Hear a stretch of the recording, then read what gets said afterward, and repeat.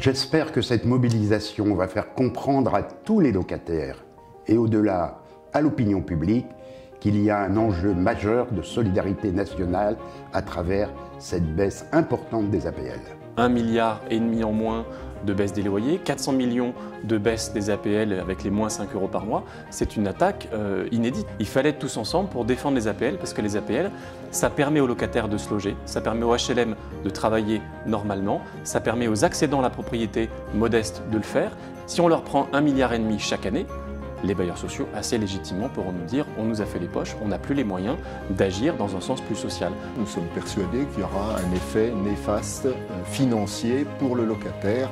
Qui dit moins d'entretien dit hausse des charges à terme, donc un reste à vivre qui sera amputé. Et qui dit moins de réparation dit un quotidien plus dur pour les locataires. Donc on a vraiment un risque de déstabilisation. Et aujourd'hui, c'est vrai qu'on a un front un peu inédit qui rassemble à la fois très largement la quasi-totalité des syndicats de salariés, les associations de solidarité, les associations de défense des droits, les associations de locataires et de mal logés et les fédérations HLM. Donc normalement, on est en position, je dirais, de pouvoir faire fléchir le gouvernement, mais également le faire renoncer à ponctionner lourdement les moyens financiers des bailleurs sociaux pour améliorer ou entretenir de manière convenable les conditions de vie des locataires. C'est vraiment une question républicaine et cette unité des dynamiques associatives, locataires, élus et mouvement HLM montre bien qu'effectivement c'est un choix de société que nous défendons. Il y a un danger énorme parce que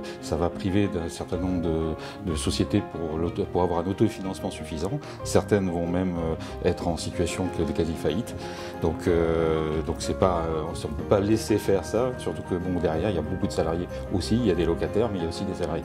Notre métier, c'est la prise en charge du public à la rue, à la suite de différents accidents de vie, notamment d'accès au logement. On imagine bien que la réduction de l'APL de 5 € plus toutes les mesures qu'on entend, notamment les moins 60 €, vont poser des problèmes. Et puis on a aussi l'inquiétude sur l'accès au logement.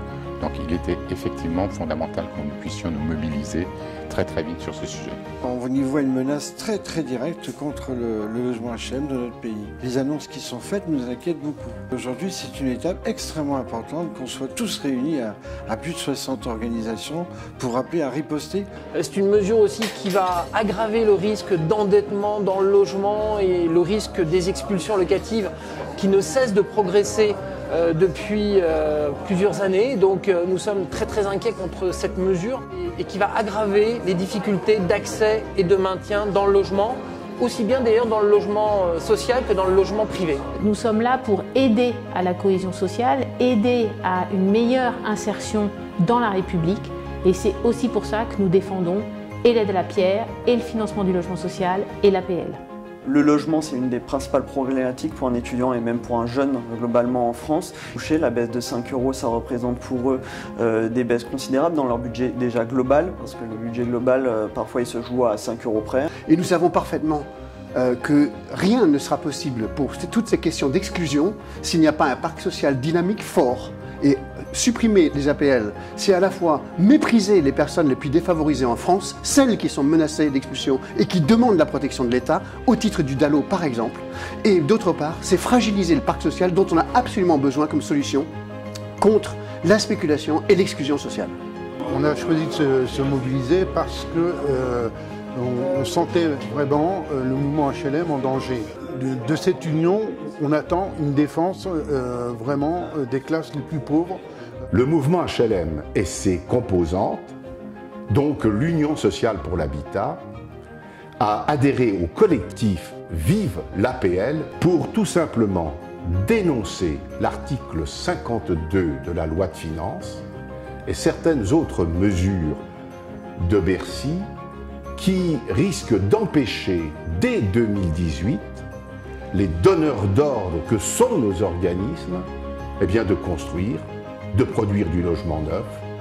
En quelque sorte, c'est moins de logements sociaux et plus de chômeurs, celles et ceux qui travaillent aujourd'hui dans les entreprises du bâtiment.